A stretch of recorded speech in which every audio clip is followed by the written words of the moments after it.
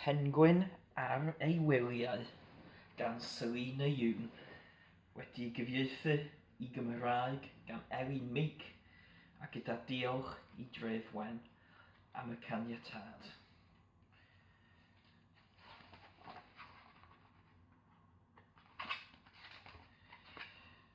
Mae angen gwyliau arna i o chneidiodd Pengwin, eira eto.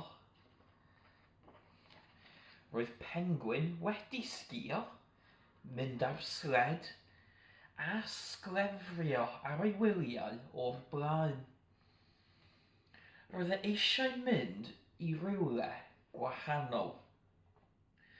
99 pelen eira ar y llawr. Rhywle poeth. Dyna ni, fe a fi ar fy ngwyliau i'r traeth, meddai Pengwin. Paciodd Pengwin ei fag a mynd am y gogledd.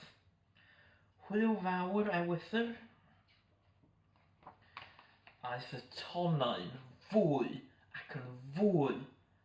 Aeth yr haul yn boethach ac yn boethach. O'r diwedd, cyrhaeddodd Pengwin y traeth. Cafodd Pengwin syndod mawr. Aw, aw, Doedd y traeth ddim yn debyg i'w gartref oer. Dysgodd Pengwin rai pethau. Fedri di ddim sgïo ar dywod. Fedri di ddim mynd ar sled ar dywod. Ac yn bendant, fedri di ddim sglefrio ar dywod. Wyt ti ar goll? Gofynnodd Cranc. Nac ydw, dwi ar fy ngwyliau, meddai Pengwin. Wel, dere gyda fi, meddai Cranc. Dangosodd Cranc i Pengwin sut mae cael hwyl ar y traeth.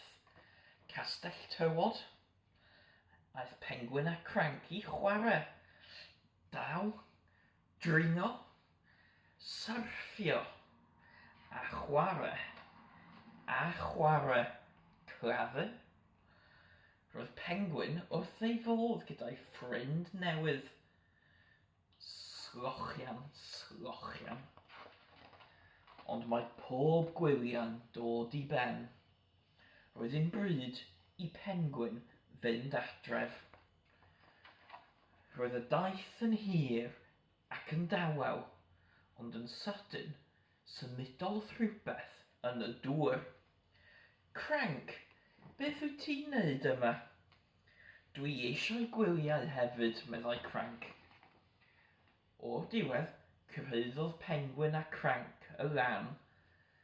Splash! Dyma fi'n dod. Hwii! Rwy ti gartref. Croeso nôl. Buon nhw'n nofio a nofio. Buon nhw'n llithro a gwthio. Buon nhw'n pysgota a segura. Ond mae pob gwyliau'n dod i ben. Aeth Cranc am adref. Hwyl fawr, Cranc.